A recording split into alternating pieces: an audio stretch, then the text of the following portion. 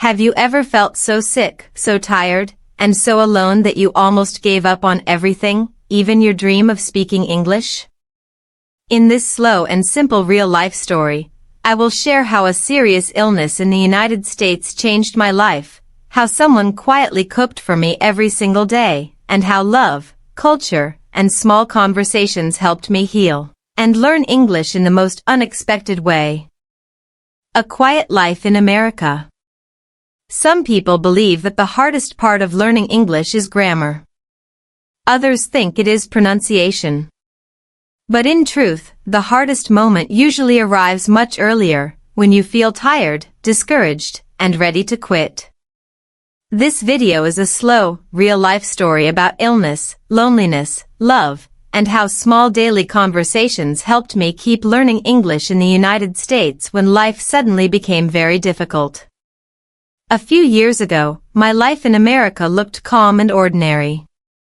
I lived in a small apartment in a quiet town in the United States. The apartment was simple but comfortable. White walls, a narrow kitchen, a wooden table near the window, and a soft yellow lamp that I turned on every evening. Outside the window stood several tall maple trees. During autumn, their leaves turned bright orange and deep red. When the wind blew, the leaves moved slowly like small waves in the air. American neighborhoods can be very peaceful, especially in the evening. Around 6 o'clock, people return home from work. You may see someone walking a dog, a child riding a bicycle, or a neighbor carrying groceries from the car to the house. It is a quiet rhythm of life that feels very different from many busy cities in the world. At that time, my daily routine was very simple. I worked during the day, returned home in the late afternoon, cooked something small for dinner, and then spent time practicing English. To be honest, learning English as an adult is not always exciting. Many advertisements make it look fast and easy, but real learning usually moves slowly. Some days you feel confident. Other days you read the same sentence 5 times and still feel confused. Psychologists who study language learning explain that the brain often goes through something called a learning plateau. In the beginning, progress happens quickly. New words appear every day. But after some time, improvement slows down. The brain is still learning, but the change becomes less visible. Because of this, many learners lose motivation. They think they are not improving. In reality, the brain is quietly building stronger connections between sounds, meanings, and memory.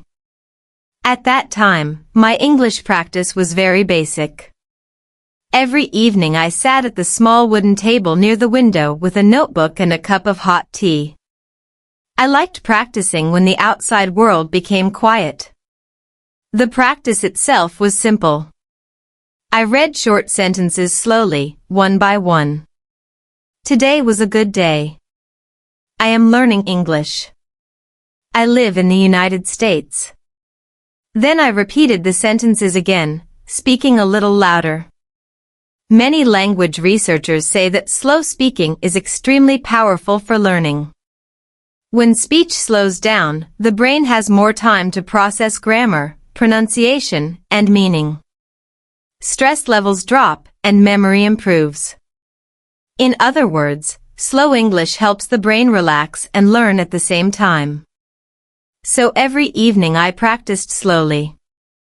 Sometimes I listened to short audio recordings. Sometimes I read small stories about daily life. Stories about families, neighbors, or people solving simple problems. Stories are actually one of the best ways to learn a language. Scientific studies show that when people learn through stories, more parts of the brain become active. Emotional memory connects with language memory, which helps words stay longer in the mind. Without realizing it, I was preparing my brain in the best possible way. But life outside my English notebook was also teaching me something important. Living in the United States can sometimes feel a little lonely in the beginning. People are friendly, but they also respect personal space. A stranger might smile and say how are you while walking past you, but the conversation usually ends there. Polite. Kind. But brief. Because of that, many evenings were quiet. The sound of my pen moving across paper. The soft hum of the refrigerator in the kitchen. The wind moving through the trees outside the window. Looking back now, those quiet evenings were more important than I realized. They were building patience. They were building discipline. And they were building a habit of listening carefully to English. Researchers in neuroscience explain that repetition builds neural pathways. The more often a brain hears and speaks a language, the stronger those pathways become. Over time, the brain begins to recognize patterns faster and faster. But something else was quietly happening too. Life was preparing a story I never expected. Because sometimes the most important chapters in life begin with something very small. Not a big dramatic moment. Not a loud warning. Just a tiny change in the body. One morning, I woke up feeling unusually tired. At first it seemed normal. Everyone feels tired sometimes. Maybe I had not slept well. Maybe I had worked too much the day before. But this feeling was different. My body felt heavy, almost like my energy had disappeared overnight. I remember standing in my kitchen holding a cup of coffee. Outside the window the sky looked gray, and the maple trees were moving slowly in the cold wind. A simple thought came into my mind. Maybe I just need more rest. That is something people say all the time. When the body sends a quiet signal, we often ignore it. But the human body speaks in stages. First it whispers. Then it repeats. And eventually, if we still ignore the message, it begins to shout. That quiet morning was the first whisper. At the time, I did not understand what was happening. I did not know that within a short time my peaceful routine would disappear. Hospital visits, medical tests, and long days of weakness were waiting ahead. But something unexpected was waiting too. Kindness. Care. And a person who would quietly appear in my life every single day with something very simple, food. That small act would change everything. And strangely enough, it would also help me continue learning English in a way no textbook ever could. Because sometimes the best language lessons do not come from classrooms. They come from life itself. The first signs of illness. The human body is surprisingly polite at first. Before serious illness arrives, the body usually sends small messages. Quiet messages. Gentle warnings. The problem is that busy people often ignore them. That was exactly what I did. The first signal appeared as a strange kind of exhaustion. Not the normal tired feeling after a long day of work, but a deeper fatigue that seemed to sit inside my bones. Even after a full night of sleep, my body still felt heavy in the morning. At first, I explained it with simple logic. Maybe I worked too much this week. Maybe the weather was changing. Maybe I just needed more sleep. Life in the United States can sometimes feel fast, especially when you are trying to build a stable life while also learning a new language. Work, responsibilities, bills, daily tasks, everything keeps moving. Because of that, many people learn to ignore small physical discomforts. Psychologists often call this normalization. When a new problem appears slowly, the brain treats it as normal because it develops gradually. In simple words, if something changes slowly enough, people stop noticing the change. That was happening to me.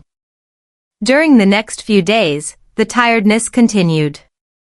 My energy dropped earlier in the day. Even simple tasks began to feel heavier than usual. One evening, I sat at my small kitchen table, opened my English notebook, and tried to read a short practice story. It was one of those simple English learning stories about daily life. Normally, I enjoyed reading slowly. But that evening, something strange happened. My concentration disappeared.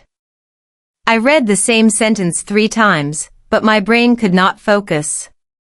The words looked familiar, but they did not stay in my mind.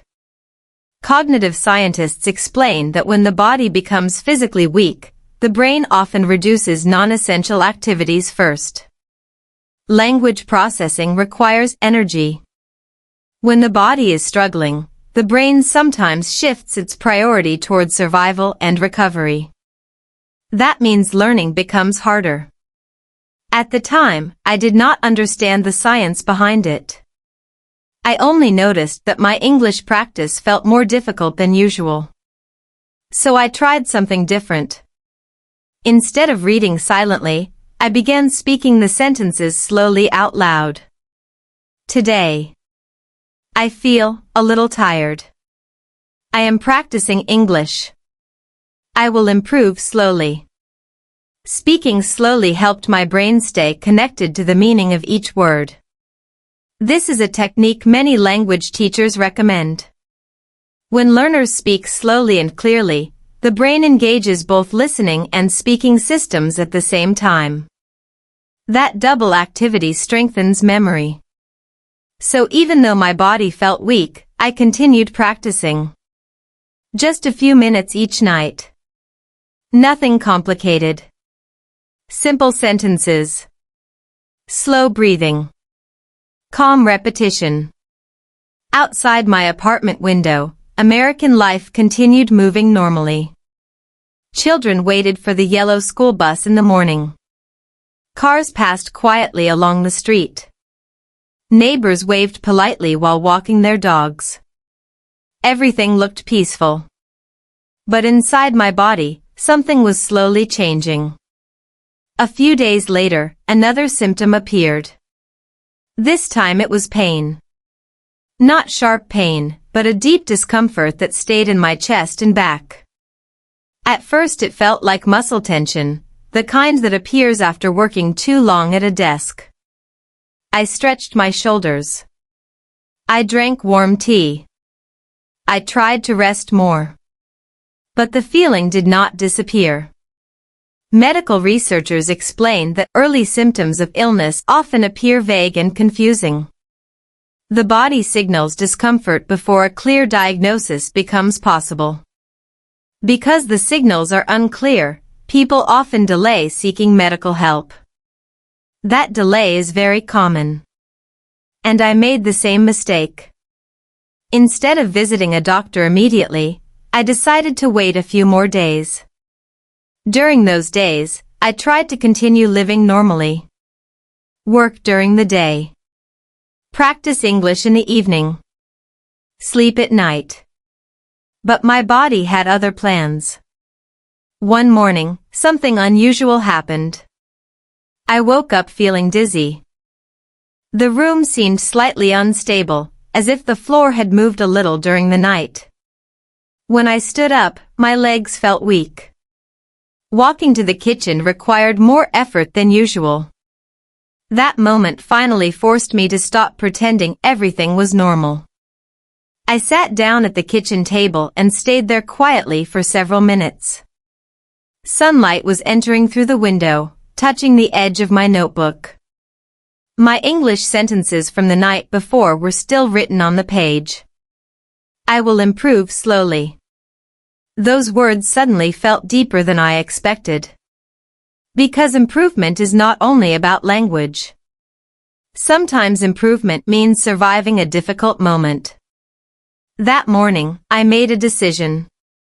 It was time to see a doctor. Healthcare in the United States works a little differently compared to many countries. Patients often schedule appointments, visit clinics, and speak with doctors about symptoms before receiving tests or treatment. I called a local clinic and explained that I had been feeling unusually tired and dizzy. The receptionist spoke quickly, but politely. Fortunately, my listening practice helped. Even though my English was not perfect, I understood enough to schedule an appointment. In that moment, I realized something important. All those slow English practice evenings at the kitchen table were quietly helping me communicate in real life. Even during a difficult moment. But I still did not know how serious the situation might become. Later that week, after medical tests and examinations, my life would change in a way I never expected. Hospitals. Long days of weakness. And a period of illness that forced me to slow down more than ever before. Yet inside that difficult chapter, something surprising was waiting. Someone would begin appearing in my life every single day. Not with complicated advice. Not with long conversations. Just with a simple question and warm food. And that quiet act of kindness would become the beginning of a story I could never have imagined. A cold hospital morning. Hospitals have a very particular atmosphere. Even before a doctor speaks, even before a diagnosis appears, the air itself feels different. The lights are brighter than normal buildings, the hallways echo with quiet footsteps, and every sound, every machine, every door, every distant voice, feels more serious than usual. A few days after visiting the clinic, I found myself sitting inside a hospital in the United States. The morning was cold. Outside the building, winter had started to arrive. The sky looked pale gray, and the wind moved sharply through the streets. People walked quickly across the parking lot wearing thick coats and scarves. Inside the hospital, however, everything felt controlled and calm. American hospitals are usually very organized. Reception desks, waiting rooms, long hallways with numbered departments, everything designed to guide patients step by step through the process. Still, sitting there alone, the environment felt overwhelming. Illness has a strange psychological effect on the mind. Researchers in health psychology explain that when people feel physically weak, their sense of vulnerability increases. The brain becomes more sensitive to uncertainty. In simple words, when the body feels fragile, the mind becomes anxious. That morning I felt exactly that. My name was called from the waiting room, and I followed a nurse down a quiet hallway. She spoke gently and asked a few simple questions about my symptoms. How long have you been feeling tired? Do you feel pain anywhere? Have you had dizziness before? Her English was clear but fast. Normally, I might have asked her to repeat some sentences. But something interesting happened. Because I had practiced listening to slow English every evening, my brain automatically focused on key words. Tired. Pain. Dizziness. Language experts often explain that listening comprehension improves when learners train their brains to recognize important words instead of trying to understand every single sound. Even in that stressful moment, my brain used the same strategy. I answered slowly. Yes. I have been very tired for about 2 weeks.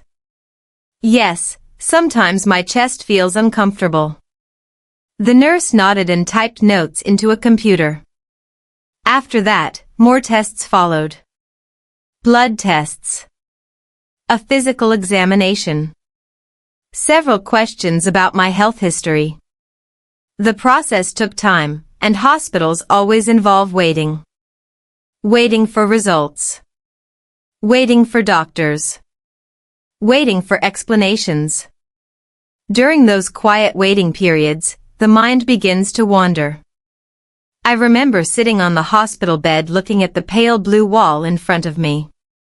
A small monitor near the bed showed numbers and lines moving slowly across the screen. My body still felt weak. But something else appeared too. Loneliness. Living in another country can be an incredible adventure, but moments like this reveal the emotional distance that sometimes exists. Family members were far away. Friends were busy with their own lives. In that quiet hospital room, it was just me and my thoughts. Sociologists who study immigrant life often describe this experience. People living far from their original home sometimes feel a stronger emotional reaction during difficult moments because their usual support systems are not physically nearby. That feeling was very real in that hospital room. Eventually, the doctor arrived. He was calm, professional, and patient. He reviewed the test results and asked a few more questions. Then he explained that my condition required further monitoring and treatment.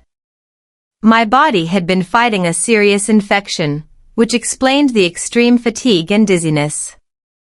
Hearing the word serious made the room feel even quieter.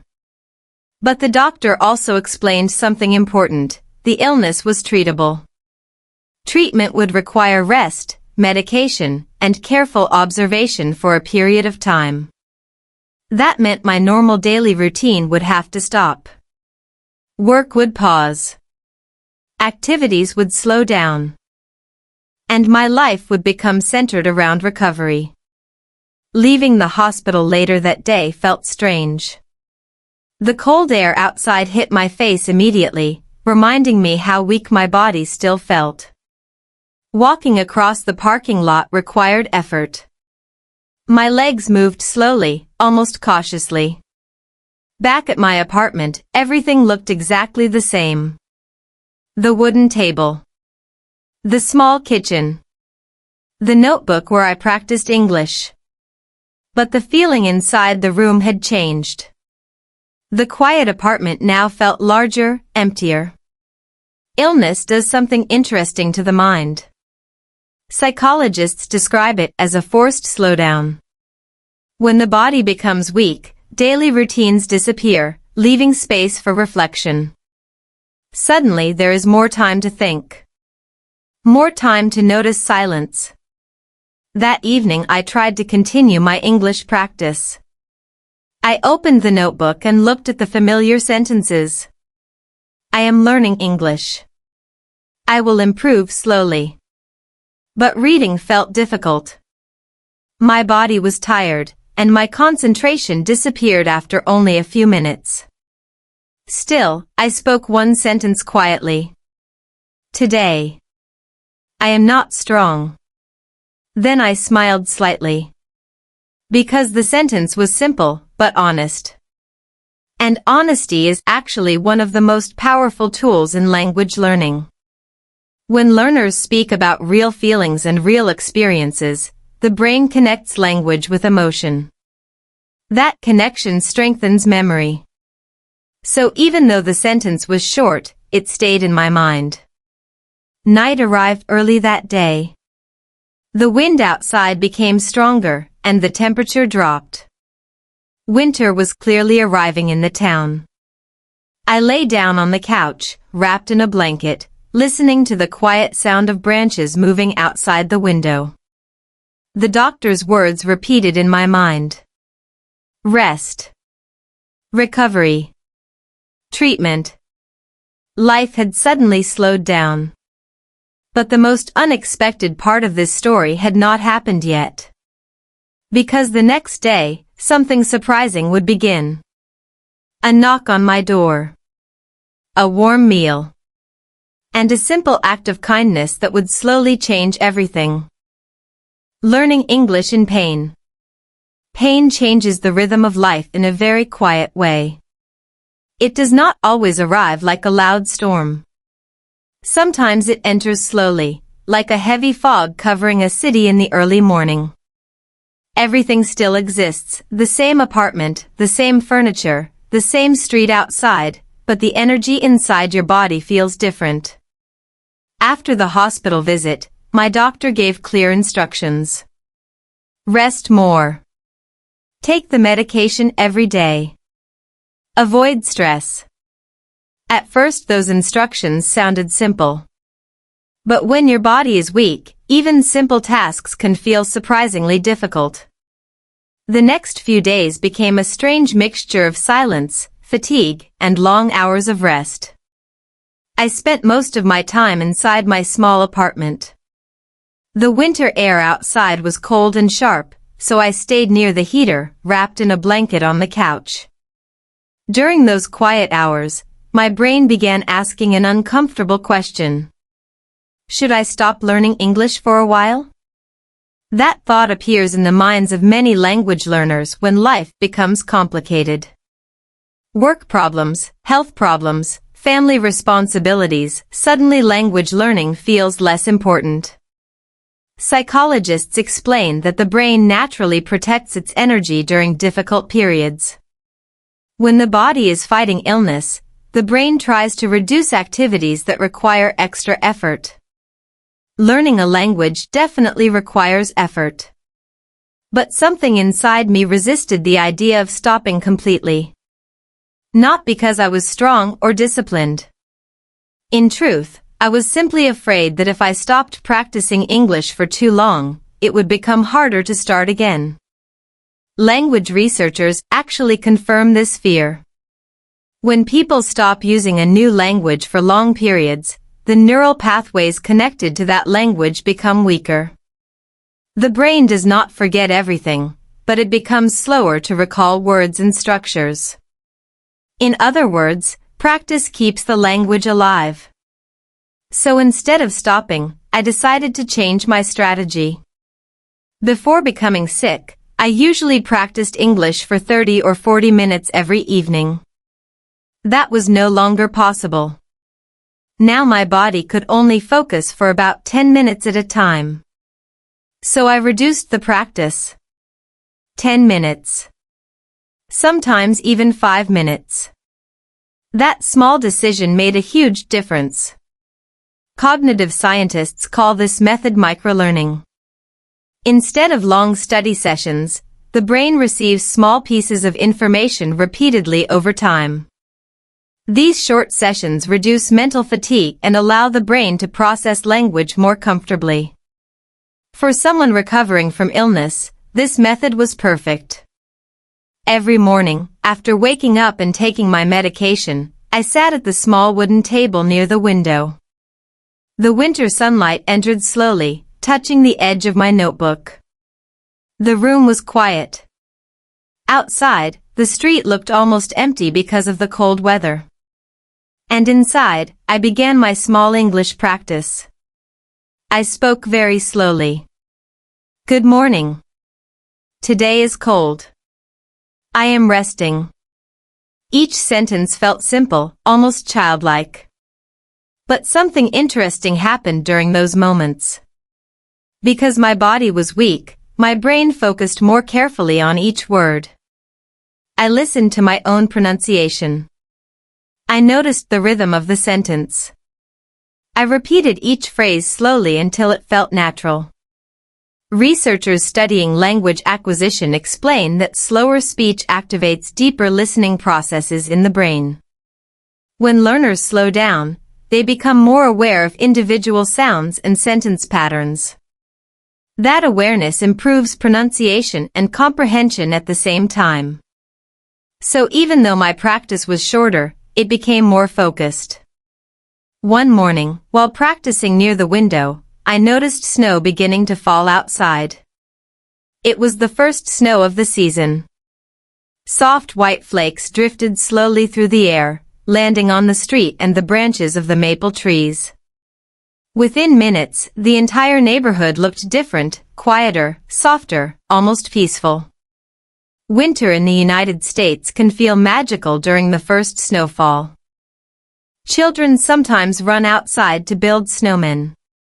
Cars move more slowly on the streets. The world becomes calm for a moment. But inside my apartment, my body still felt weak. Standing for long periods made me dizzy. Walking up the stairs to my apartment required careful steps. Still, I continued my tiny English lessons. 5 minutes. 10 minutes. Simple sentences about the world around me. I see snow.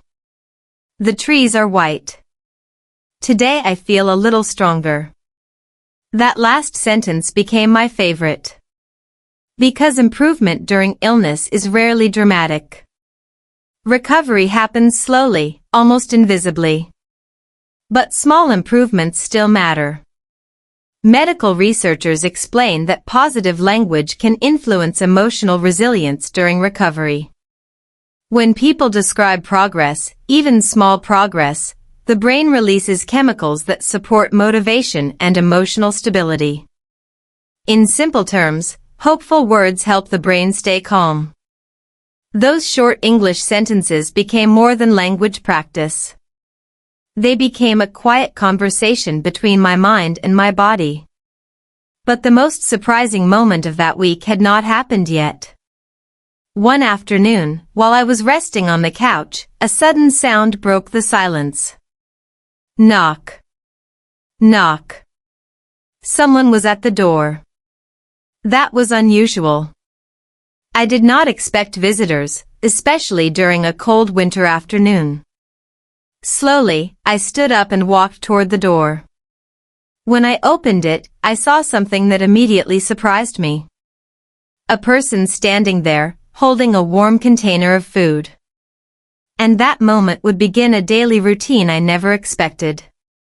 Because from that day forward, someone would come to my door again and again, bringing something simple that slowly helped me recover.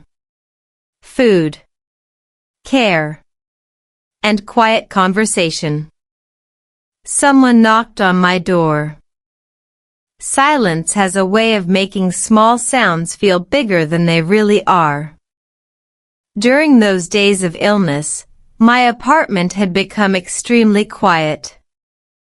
The refrigerator hummed softly in the kitchen.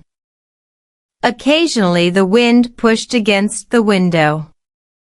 But most of the time, the space felt still, almost like the world outside had paused. So when the knocking sound came from the door that afternoon, it immediately caught my attention. Knock. Knock. Not loud. Just 2 gentle taps. For a moment I stayed on the couch, wondering if I had imagined it. But then it came again. Knock. Knock. Slowly, I stood up. My body still felt weak, so even walking across the room required effort. The wooden floor felt cold under my feet as I moved toward the door. Visitors were rare for me.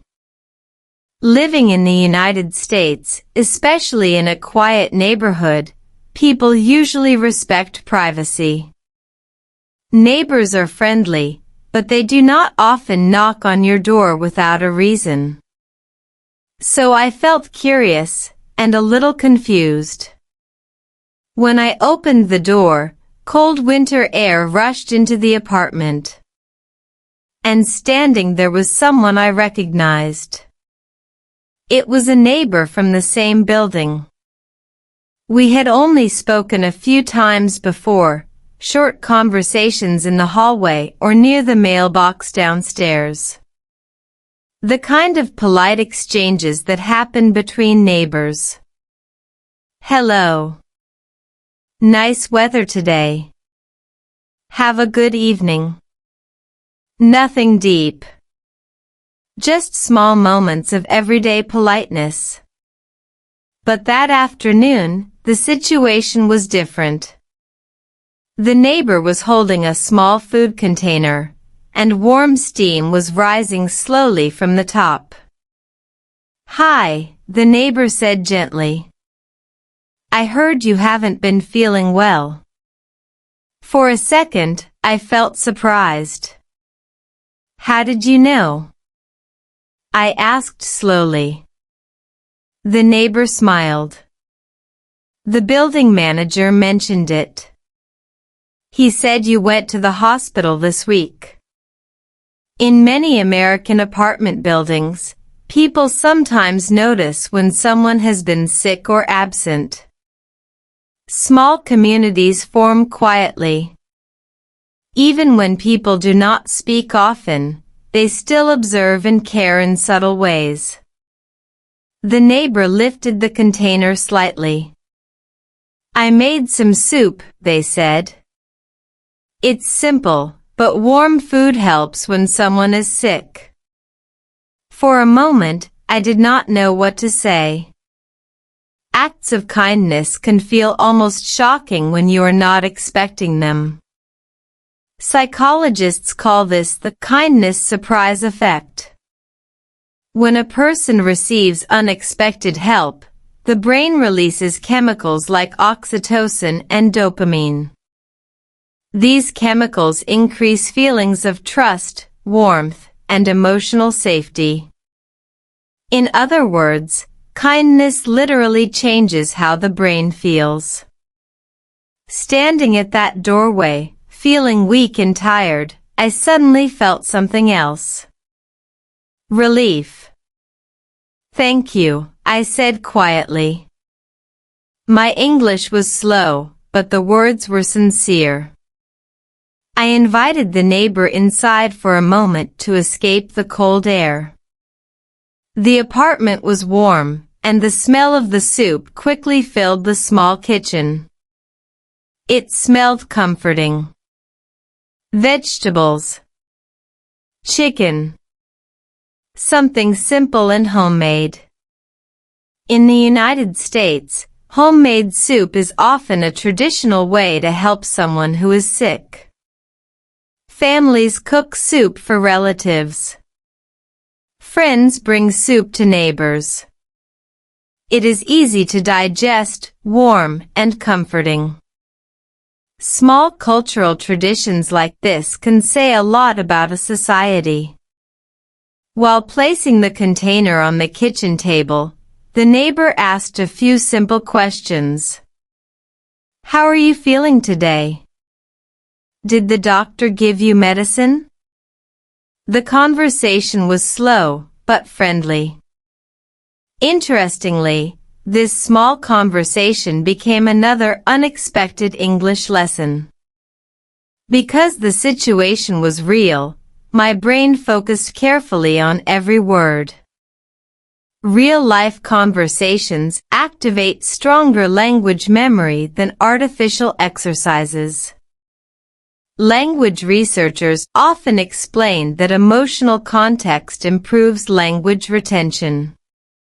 When people learn language during meaningful interactions, the brain connects vocabulary with personal experience. That means those words stay longer in memory. So while we talked, I noticed myself listening carefully and responding slowly. "I feel a little better today," I said. "The doctor said I need rest." Simple sentences. But they worked. The neighbor nodded. "That's good," they said. Rest is important. Before leaving, the neighbor added something unexpected. "I can bring food again tomorrow if you need." The offer surprised me even more than the soup. "No, it's okay," I replied politely at first. "You don't have to do that." But the neighbor smiled again. "It's not a problem. Everyone needs help sometimes." Then they waved goodbye and stepped back into the cold hallway. The door closed softly. Suddenly the apartment was quiet again. But the feeling inside the room had changed. Warm soup sat on the table, sending gentle steam into the air. The smell filled the kitchen, making the space feel more alive than it had in days. I sat down slowly and tasted the soup. It was simple, but delicious. Warm food has a powerful psychological effect when someone is sick. Studies show that warm meals can increase feelings of comfort and safety, especially when the food is given by another person. That bowl of soup felt like more than just food. It felt like care. After eating, I returned to my usual seat near the window and opened my English notebook again. This time, the sentence I wrote was different. Someone helped me today. Then I repeated it slowly out loud. Someone helped me today. The words felt important.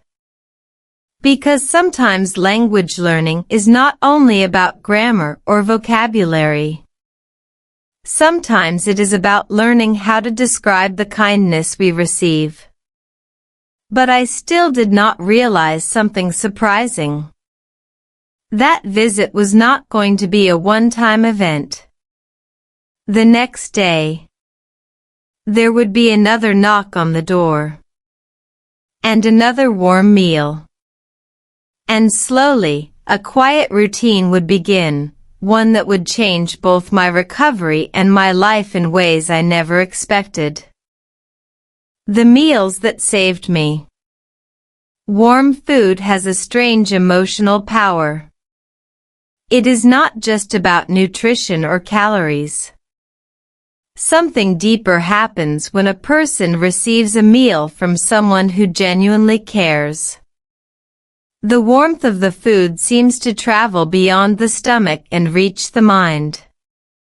The day after my neighbor brought the first container of soup, I woke up feeling slightly stronger. Not dramatically stronger. My body was still tired, and moving too quickly made me dizzy. But compared to the previous week, there was a small improvement. Recovery from illness often works like that. Doctors sometimes describe it as gradual restoration. The body does not return to normal all at once. Instead, strength comes back slowly, like sunlight returning after a long cloudy morning. That morning I followed my simple routine. Medication. A glass of water. And 5 minutes of slow English practice near the window. Outside, snow still covered parts of the street. Cars moved carefully along the road, and the trees looked quiet under their thin white layer. Winter had fully arrived. My English sentence that morning was simple.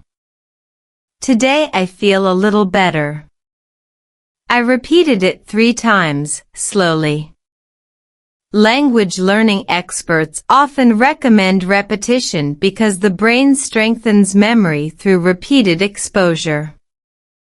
Each time a sentence is spoken, the neural pathway connected to that phrase becomes slightly stronger. So even a small sentence can build powerful memory over time. After practicing, I returned to the couch and wrapped myself in a blanket. Around noon, the apartment became quiet again. Then suddenly, knock, knock. The same gentle sound from the previous day. I already knew who it was. Slowly, I stood up and walked to the door. My body still moved carefully, but this time there was less dizziness. When I opened the door, my neighbor stood there again, holding another container. "Hello," they said with a friendly smile. "Hi," I replied. Inside the container was another warm meal. This time it was rice with vegetables and chicken. "I thought you might need something easy to eat," my neighbor said. The smell was wonderful. Warm rice. Light spices. Simple ingredients. Again, I felt that same mixture of surprise and gratitude.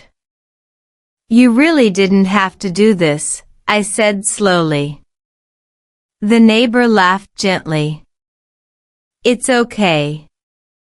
Cooking a little more food isn't difficult. Acts of kindness often appear small to the person giving them, but they can feel enormous to the person receiving them. Psychologists studying social support explain that consistent small acts of help can dramatically improve a patient's emotional recovery. Feeling supported reduces stress hormones in the body, which actually helps physical healing. In other words, kindness can literally help people recover faster. After placing the food on the table, my neighbor stayed for a short conversation. How is your health today? They asked.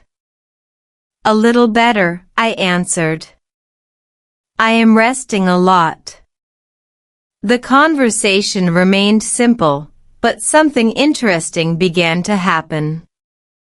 Each day, our conversations became a tiny English lesson. Real conversation is one of the most powerful tools in language learning. Unlike textbooks, real conversation requires the brain to listen, understand, and respond immediately. Even simple questions train the brain to react naturally in the language. During that short visit, I learned something new. My neighbor spoke slowly and clearly, probably because they knew English was not my first language. That kindness made communication easier. Researchers often explain that supportive conversation partners can dramatically improve language learning. When listeners are patient, learners feel less pressure, which reduces anxiety in the brain. Lower anxiety improves memory. So our short conversations were helping me in two ways. Emotionally and linguistically. After about 10 minutes, my neighbor prepared to leave. Rest well, they said before stepping out. I will check on you again tomorrow. The door closed gently. I sat down at the table and began eating the warm meal. The apartment felt less lonely than before. Something about knowing that another person would return tomorrow created a quiet sense of stability. Humans are social creatures. Even small daily interactions can strengthen emotional resilience. While eating, I noticed another change. My appetite was returning. Doctors often explain that appetite is a positive signal during recovery. When the body begins to feel stronger, hunger returns because the body needs energy to repair itself. That meal gave me both energy and comfort. Later that afternoon, I returned to my English notebook. This time, the sentence I wrote felt different. Someone cooked for me today. I spoke the sentence slowly. Someone cooked for me today. Then I added another one. I am not alone. These sentences may look simple, but they carry deep meaning. Because during illness, loneliness can sometimes feel heavier than the physical pain. But now something had changed. Each day brought a warm meal, a short conversation, a reminder that kindness still existed in the world. And slowly, my body began responding. Strength returned little by little. My steps became steadier. My mind became clearer. But the most surprising change was not physical. It was emotional. Day by day, those short visits began forming a quiet connection between two people who had once been only neighbors passing each other in a hallway. And soon, a question would begin growing in my mind. Why was this person helping me so much? What made them come back every day? The answer to that question would reveal something I had not expected at all. Something deeper than simple kindness. Culture, kindness, and love. Kindness often begins in small, ordinary moments. Not dramatic moments. Not big speeches or heroic actions. Just quiet gestures repeated day after day until they slowly become part of life. By the second week of my illness, the routine had become familiar. Every morning I rested, took my medication, and practiced a few minutes of slow English near the window. The winter light entered the apartment softly, and outside the snow on the street gradually began to melt under weak sunlight. Around noon, almost like a gentle clock, the same sound appeared again. Knock. Knock. And every time I heard it, I already knew what waited on the other side of the door. My neighbor. And another warm meal. Some days it was soup again. Other days it was rice, pasta, or simple vegetables cooked with chicken. Nothing complicated. But always warm, always fresh. At first I felt slightly embarrassed accepting so much help. In many cultures, people worry about becoming a burden to others. The mind asks uncomfortable questions. Am I asking for too much? Is this inconvenient for them? But something interesting happens when kindness becomes consistent. It starts to feel natural. Sociologists who study American culture often describe a concept called neighbor kindness. In many communities, especially smaller towns, neighbors quietly help each other during difficult times.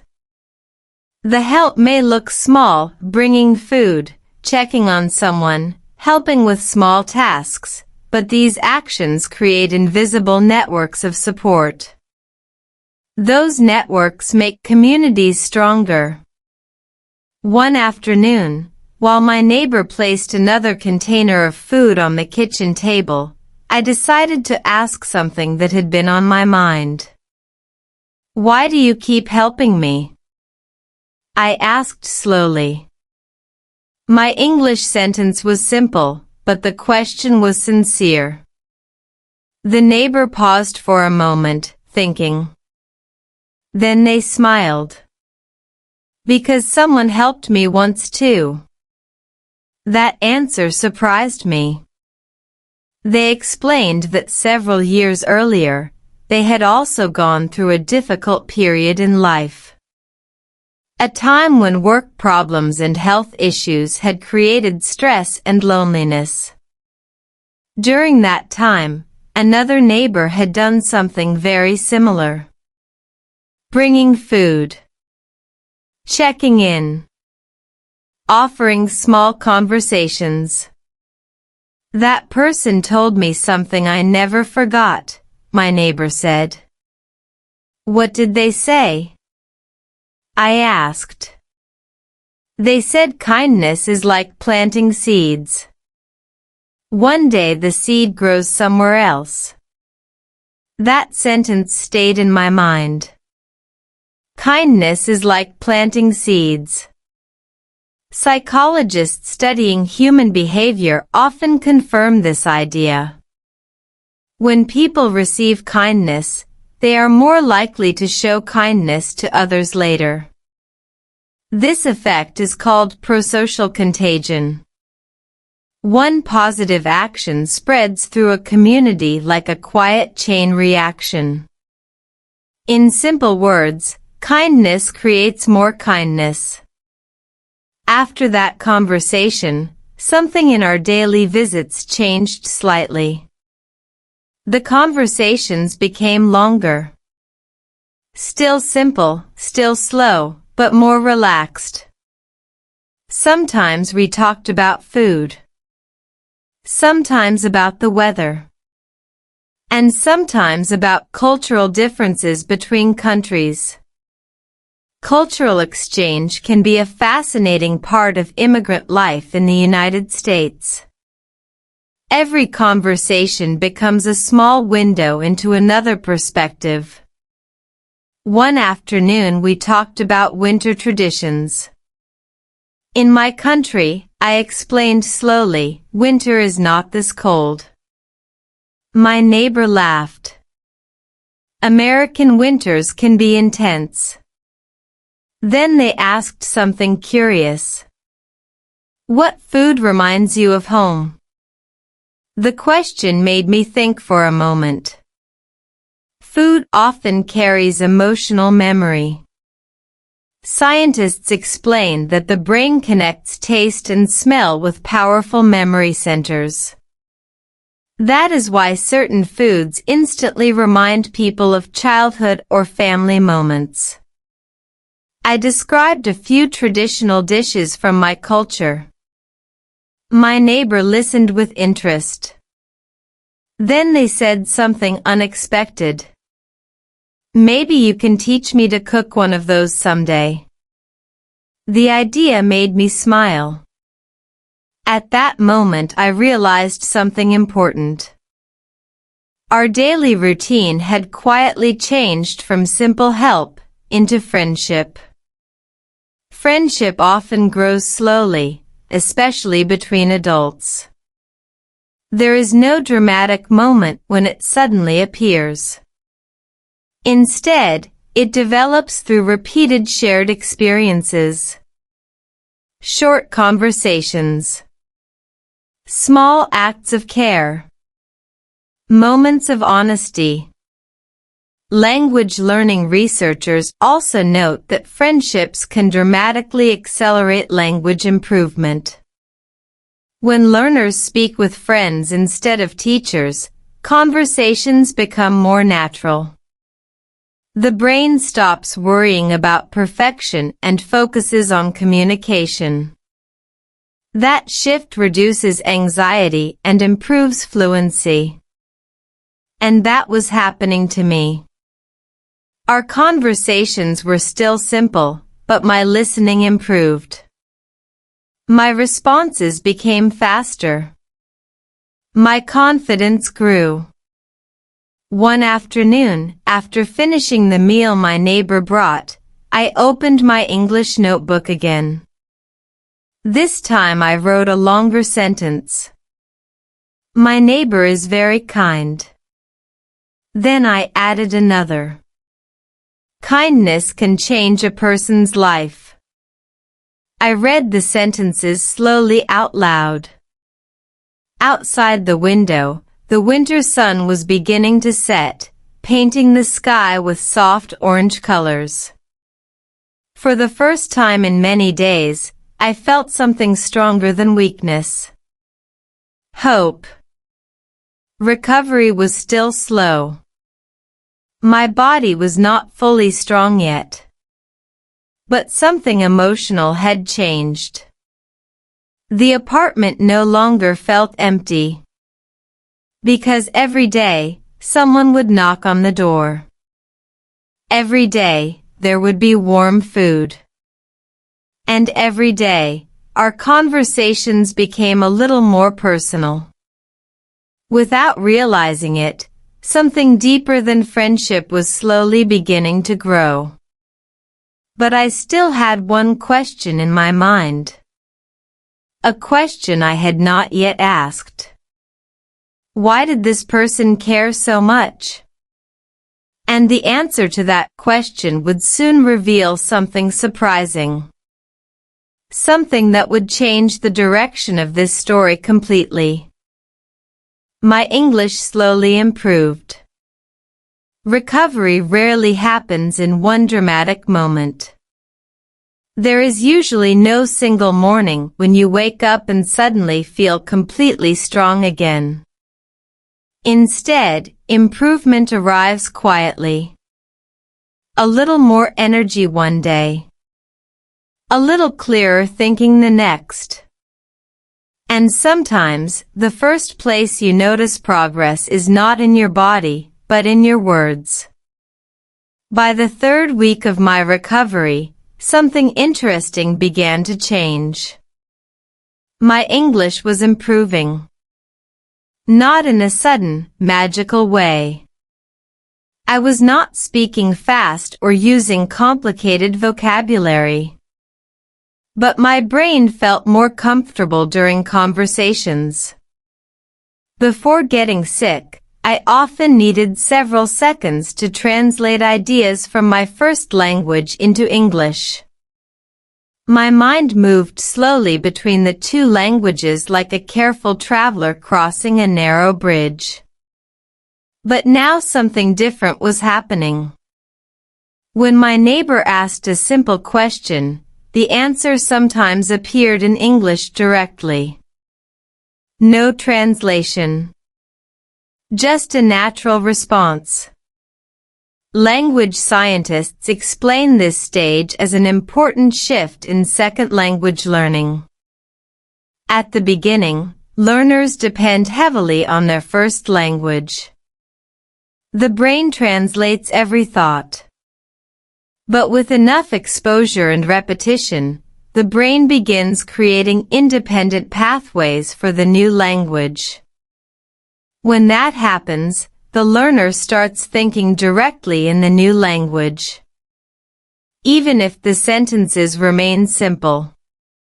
One afternoon, my neighbor arrived with another warm meal. That day it was pasta with vegetables and a light tomato sauce. The smell filled the kitchen immediately. "It smells great," I said. The sentence came out quickly, almost automatically. My neighbor smiled. "Your English sounds better every day," they said. I laughed softly. "Maybe because I practice every day, even when I'm sick." That sentence surprised me too. Not because it was complex, but because I had spoken it without stopping. Moments like that can feel very encouraging for language learners. They are small signs that the brain is adapting to the new language environment. After placing the food on the table, my neighbor sat down across from me. "How is your health today?" they asked. "Better," I replied. "Still a little weak, but better." Then I added something I had not said before. "Your food helps a lot." My neighbor laughed again. "I'm glad it helps." While we talked, I noticed something else. My listening ability had improved too. Before, when people spoke English at normal speed, I sometimes felt lost in the middle of a sentence. My brain tried to catch every word and often failed. But now, I had learned something important. Instead of chasing every word, I focused on meaning. Language experts call this context listening. The brain learns to understand the overall message instead of translating every individual word. For example, if someone says, "Did you sleep well last night?" Even if the brain misses one word, the context still makes the meaning clear. That strategy made conversations much easier.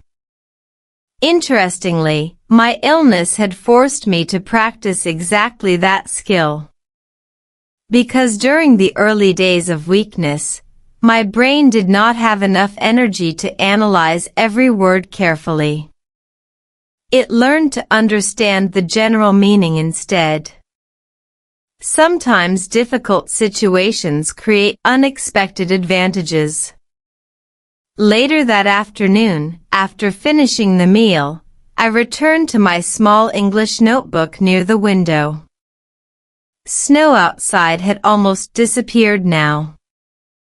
The streets looked wet, and the branches of the maple trees were dark again without their white cover. Winter was slowly moving toward early spring. In the notebook, I wrote a few sentences describing my day. My health is improving.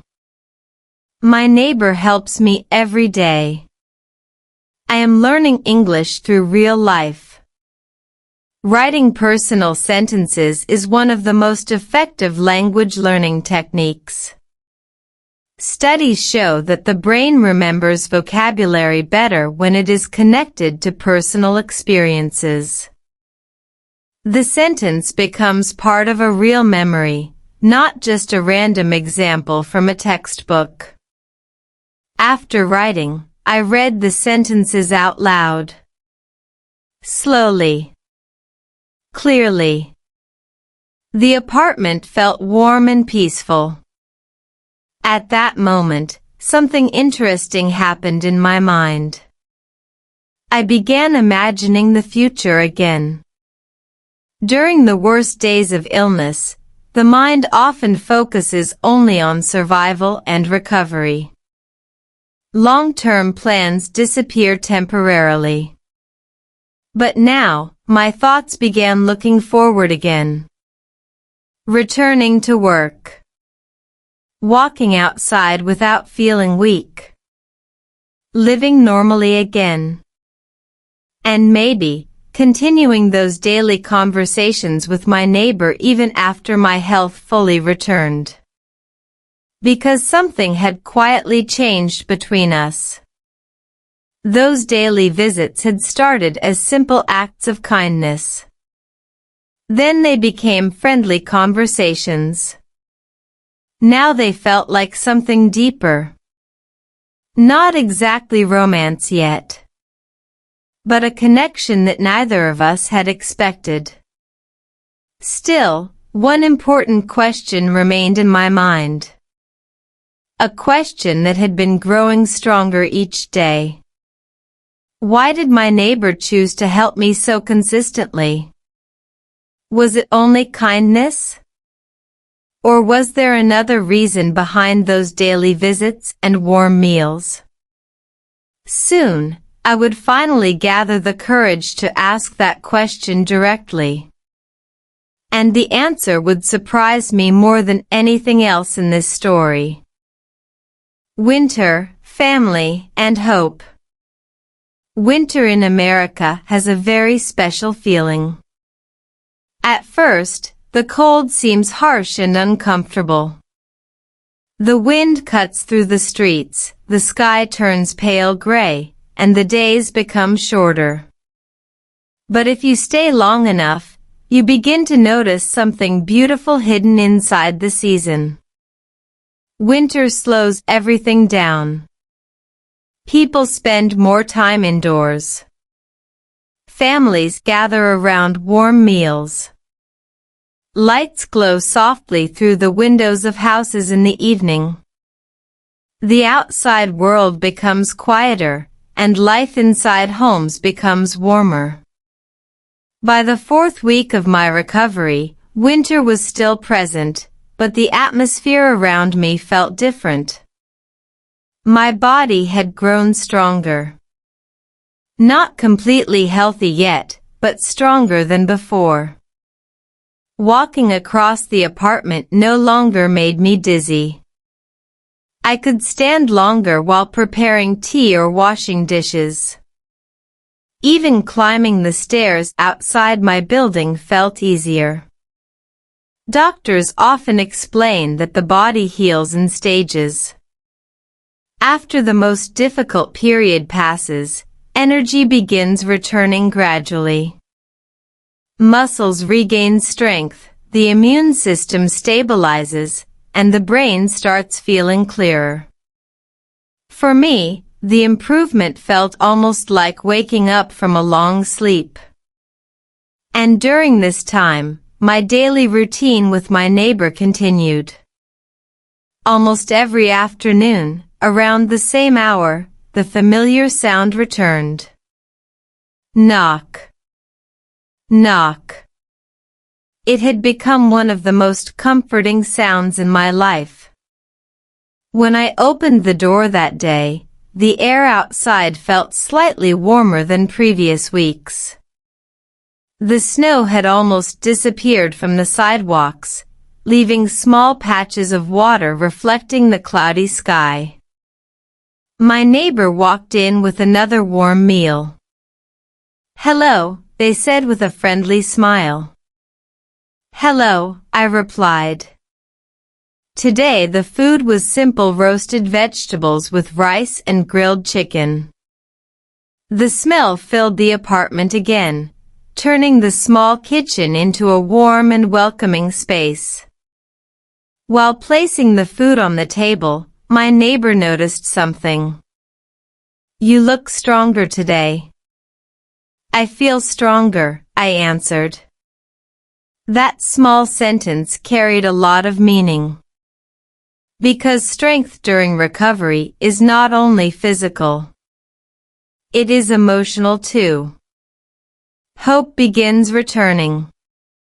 Psychologists explain that hope plays a powerful role in healing. When people believe their situation will improve, the brain reduces stress hormones and increases motivation for recovery. In simple words, hope helps the body fight. We sat at the table for a few minutes while I ate. During that conversation, the topic turned toward family. "Do you miss your family back home?" my neighbor asked gently. The question was natural, but it touched something deeper inside me. "Yes," I said slowly. "Of course." Living far from family is one of the most challenging parts of immigration. Technology makes communication easier, video calls, messages, photos, but physical distance still creates emotional gaps. You cannot share meals together. You cannot sit in the same room during difficult moments. Sociologists studying immigrant life often describe this feeling as long-distance belonging. People remain emotionally connected to their families while building a new life in another country. It is a strange combination of closeness and distance.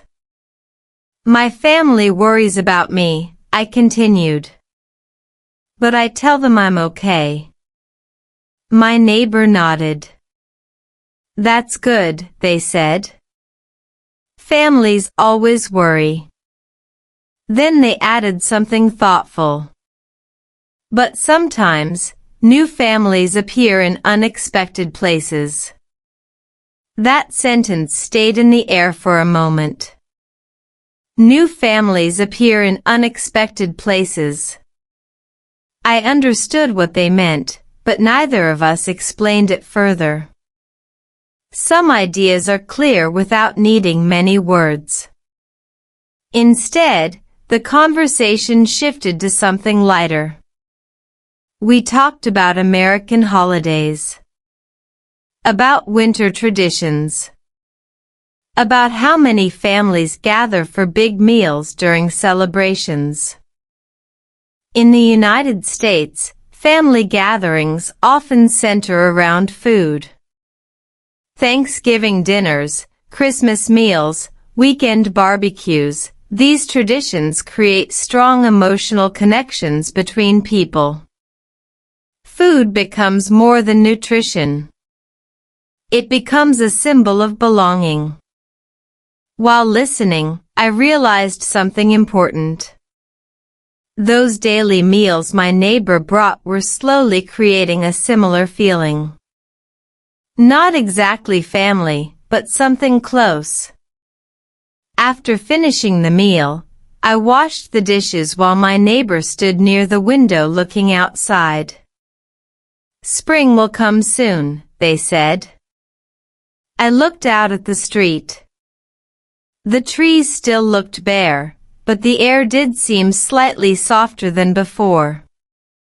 "Yes," I said. "Winter is ending." In that moment, the change in seasons felt symbolic. Just like winter slowly moving toward spring, my life was also moving away from illness toward recovery. Before leaving that afternoon, my neighbor said something unexpected. "Maybe when you are fully healthy, we can cook together." The idea made me smile. "I would like that," I said. The door closed quietly after they left. The apartment felt calm again, but not lonely. Because something had become clear in my mind. Those daily visits were no longer just acts of kindness. They had become part of my life. And the question I had been thinking about for many days returned again. Why had this person chosen to help me so much? Soon, I would finally ask that question directly. Not out of curiosity alone, but because something deeper was beginning to grow in my heart. And the answer I received would change the direction of my life in America forever. The question I was afraid to ask. Sometimes the most difficult questions in life are not the complicated ones. They are the simple questions that sit quietly in your mind for days, maybe even weeks. Questions that feel important, but also a little dangerous. Because once you ask them, the answer might change everything. For many days, one question had been slowly growing inside my mind. Why was my neighbor helping me so much? Of course, the obvious answer was kindness. People help each other sometimes, especially when someone is sick. But this situation felt different. This was not just one visit. Not just one warm meal. Day after day, almost without interruption, my neighbor had come to my door with food, conversation, and quiet support. And slowly, those visits had become the most meaningful part of my recovery. By the 5th week, my health had improved significantly. I could walk outside again for short periods. The fresh air felt wonderful after spending so many days indoors. The trees along the street were beginning to show the first small signs of spring.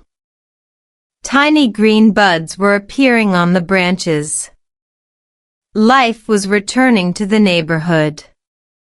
Inside my apartment, things had changed too. I was cooking small meals again. I could clean the kitchen without needing to rest immediately. My energy had returned enough to practice English longer each day. But something else had changed as well. The daily visits from my neighbor had not stopped. Even though I was stronger now, the routine continued. Knock. Knock. Every afternoon. And every time I heard that sound, I felt something warm inside my chest. Psychologists often explain that repeated positive interactions build emotional attachment. When two people share consistent supportive experiences, the brain begins associating that person with safety and comfort. In simple terms, the brain starts trusting them deeply. That trust was clearly growing between us. One afternoon, my neighbor arrived with a small container of homemade vegetable soup. The smell filled the kitchen immediately. "You didn't have to bring food again," I said. "You're almost fully healthy now." My neighbor shrugged slightly. "I already cooked it." Then they smiled. "And it's become a habit." That word caught my attention. Habit. Habits are powerful forces in human behavior. Neuroscientists explain that repeated actions eventually move from conscious decisions into automatic routines. The brain begins expecting the action each day. Apparently, our daily visits had become one of those habits. We sat down at the table together while I tasted the soup. Outside the window, sunlight was brighter than usual. The sky looked clearer, and the snow from previous weeks had completely disappeared. Spring was slowly arriving. While we talked about small things, the weather, work, and plans for the coming weeks, I realized something important. If I did not ask my question soon, I might never ask it. My heart beat a little faster. Simple questions can feel surprisingly heavy when emotions are involved. Finally, I took a slow breath. "There is something I want to ask you," I said. My English was calm, but inside I felt nervous. My neighbor looked curious. "What is it?" For a moment, I hesitated. Then I spoke. "Why did you help me so much?" The room became quiet. Not uncomfortable quiet. Just thoughtful silence. My neighbor looked down at the table for a few seconds, as if searching for the right words. Then they spoke slowly. "At first, it was just because you were sick." That seemed like the right thing to do. That answer made sense. But it did not feel like the whole story. My neighbor continued. "After a few days, I realized something." "What?" I asked. They looked up and met my eyes. "I started looking forward to visiting." The sentence was simple, but the meaning behind it felt much deeper. Looking forward to visiting. That phrase created a quiet pause between us. Social psychologists often explain that emotional connections develop through anticipation. When people begin expecting and enjoying time with someone, the brain releases dopamine, a chemical connected to pleasure and motivation. In other words, the brain starts treating that person as a positive part of daily life. And apparently, that had happened to both of us. My neighbor continued speaking. "You were always kind. You tried to speak English even when it was difficult. You listened carefully." Then they laughed softly. "And you never complained, even when you were clearly very sick." I smiled. "I complained in my head," I said. We both laughed. That small moment of humor made the conversation feel lighter. But the deeper meaning remained in the air. Our daily visits had become something more than simple help. They had become something meaningful to both of us. Before leaving that afternoon, my neighbor stood near the door and said something unexpected.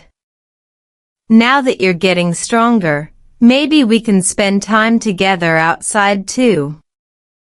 The idea made my heart beat slightly faster again. Maybe, I said. After the door closed, I sat quietly for several minutes. The apartment looked the same as always.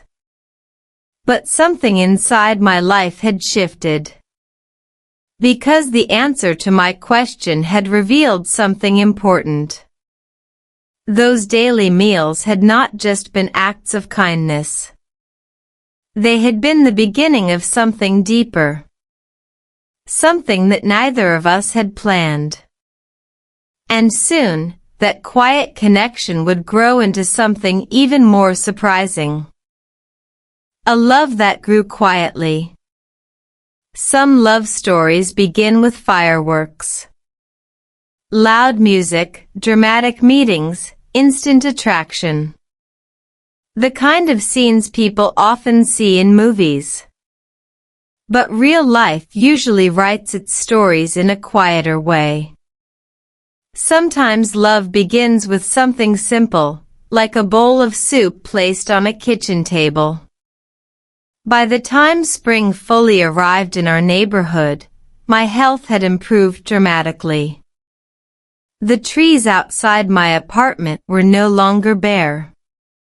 Fresh green leaves covered the branches, and the air carried a softer warmth that had been missing during winter. Walking outside no longer felt like a difficult task. In fact, my doctor had encouraged me to take short walks each day. Fresh air and gentle movement help the body recover faster, he explained during a follow-up appointment. Medical researchers support this advice. Light physical activity improves blood circulation, strengthens muscles after illness, and also improves mood by releasing endorphins, chemicals that help the brain feel calm and positive. So each afternoon, I began walking around the neighborhood. And very often, my neighbor joined me. At first our walks were short. Just 10 or 15 minutes around the block. We moved slowly, sometimes stopping when I felt tired. But those walks became the highlight of my day. Because something interesting happened during those quiet walks. Our conversations grew longer. Before, most of our discussions had been simple and practical. How are you feeling today? Did you take your medicine? But now we talked about many things. Work. Dreams. Travel. Childhood memories. Language learning experts often say that real friendships accelerate language fluency faster than formal lessons. When people talk about personal topics, the brain becomes emotionally engaged, which strengthens memory and comprehension. That was exactly what I felt.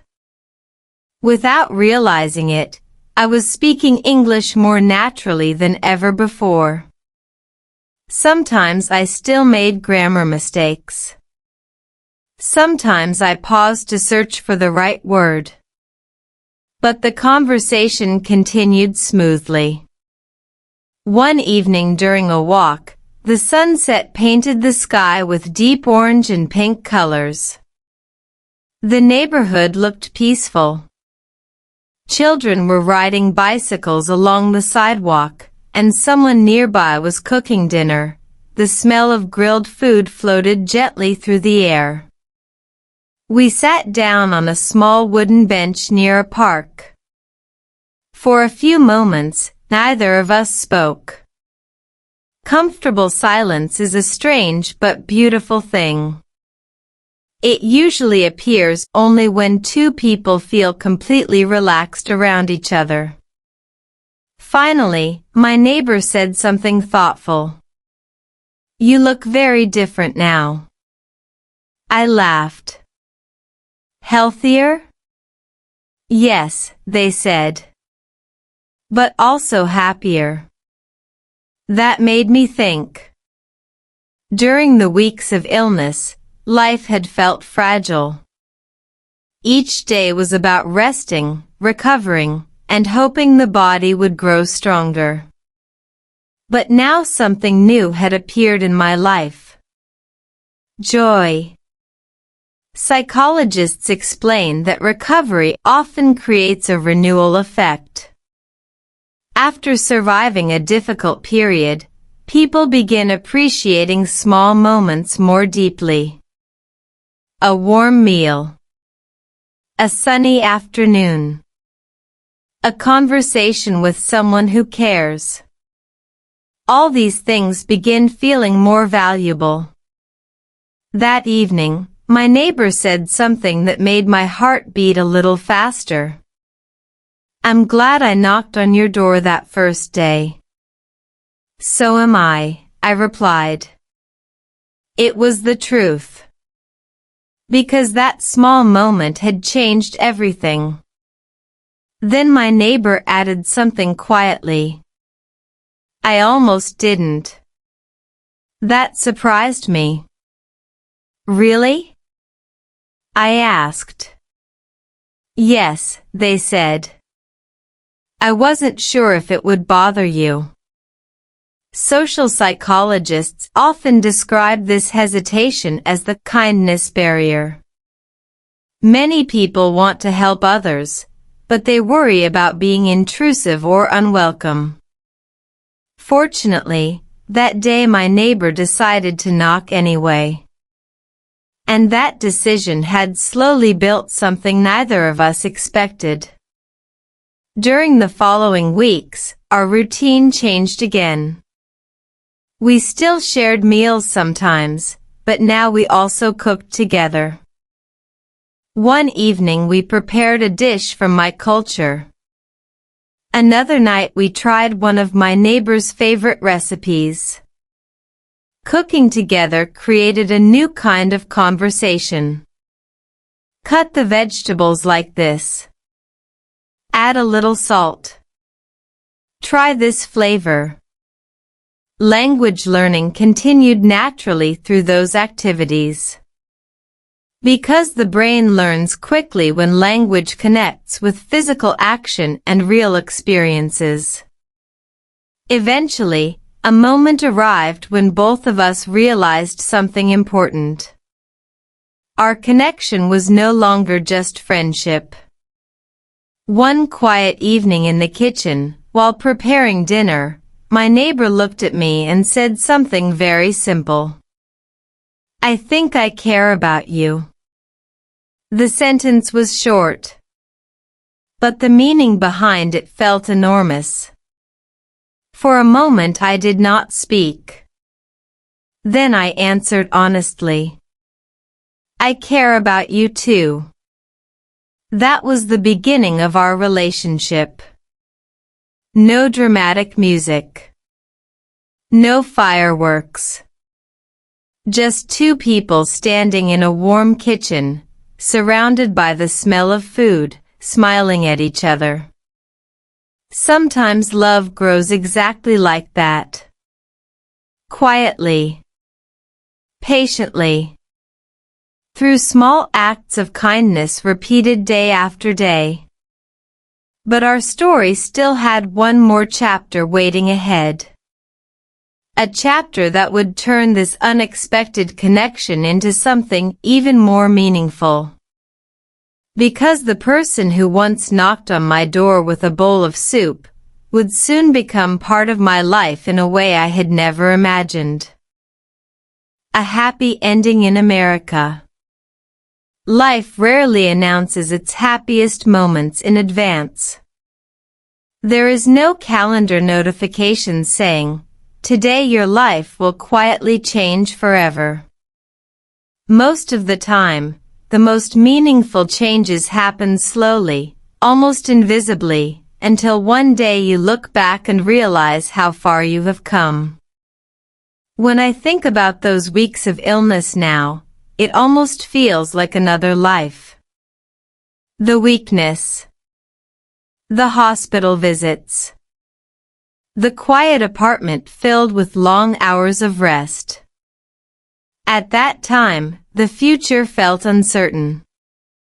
My main goal was simply to recover my health and return to a normal routine.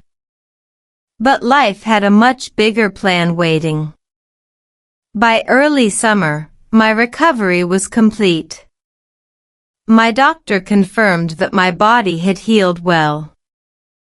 The infection was gone, my strength had returned, and I could continue living normally again. Walking through the neighborhood felt completely different now. The trees were full of green leaves, sunlight filtered through the branches, and the air carried the warm smell of summer. People sat outside cafes, children played in the parks, and the entire town seemed alive again. But the biggest change in my life was not my health. It was the person walking beside me. The neighbor who once knocked on my door with a bowl of soup had become something much more important. My partner. Looking back, it is almost funny how quietly our story began. No dramatic meeting. No romantic movie scene. Just illness, warm meals, and small conversations in a tiny kitchen. Psychologists often say that relationships built through difficult experiences can become very strong. When two people support each other during vulnerable moments, their brains form deeper emotional connections. Those connections create long-lasting trust. That trust had grown naturally between us. Weeks of conversations had turned into months of shared experiences. We cooked together. We walked through the neighborhood in the evenings. Sometimes we practiced English together too. My partner would read short stories with me, correcting my pronunciation gently or explaining new words. Language learning had become part of our relationship. And something surprising happened. My English improved faster than ever. Language researchers often explain that emotional connection accelerates language acquisition. When learners feel safe and relaxed during conversation, the brain absorbs vocabulary and structure more easily. In simple terms, love can be a powerful language teacher. One evening during summer, we returned to the same park bench where we had once watched the sunset together. The sky that evening looked beautiful, deep orange fading into purple as the sun slowly disappeared behind the trees. We sat quietly for a few minutes, enjoying the warm air. Then my partner said something thoughtful. "Do you remember the first day I knocked on your door?" Of course I remembered. "That soup saved me," I said with a smile. My partner laughed. It was just soup. But we both knew it had meant more than that. That bowl of soup had been the first step in a story that neither of us expected. After a moment of silence, my partner reached for my hand. "I'm really glad you opened the door that day," they said. I looked at the street, remembering how weak I had felt at that time. "It might have been the best decision of my life," I answered. Moments like that often feel simple when they happen. But later, they become the turning points we remember forever. Eventually, our relationship continued growing stronger. Months passed. Seasons changed again. And one day, we made an important decision together. We decided to build a life as a family. Our home was still the same small apartment where my recovery had started. But now it felt completely different. The kitchen that once held quiet bowls of soup now held laughter, shared meals, and long conversations. The window that once looked out on lonely winter snow now framed bright summer mornings. Life had transformed. Sometimes I still sit at the same wooden table where I once practiced English during those difficult days. But now my sentences are different. I recovered. I found love. My life changed. And one sentence always makes me smile the most. Someone cooked for me every day and never stopped caring. That is the strange beauty of life. Sometimes the most difficult chapter becomes the beginning of the happiest story. And sometimes the person who knocks on your door during your worst moment becomes the person who stays beside you for the rest of your journey. If this story teaches anything, it is this simple idea. Keep going. Even when life feels difficult. Even when progress feels slow. Because you never know which small moment, one conversation, one act of kindness, one unexpected knock on the door, might change everything. And sometimes, that moment arrives when you least expect it. Every story you hear on this channel begins with something simple. A real feeling, a real challenge, and a real moment that changes everything. Today's story started with illness, loneliness, and a quiet knock on the door. But hidden inside that difficult moment was something powerful, kindness, love, and a new way to practice real English through real life. If this story helped you relax, practice slow English listening, or feel a little more hopeful today, then you're already part of this journey. But here's something interesting. The next story might be even more surprising. A different life. A different challenge. Another real moment where English, love, culture, and everyday life in America meet in ways you don't expect. So before you leave, take one small step that helps this channel grow and helps more learners around the world. Subscribe to the channel. Like the video. And share it with someone who is learning English through stories just like you. Because sometimes the best way to learn English is simply to listen to a story that feels real. And the next story is already waiting for you.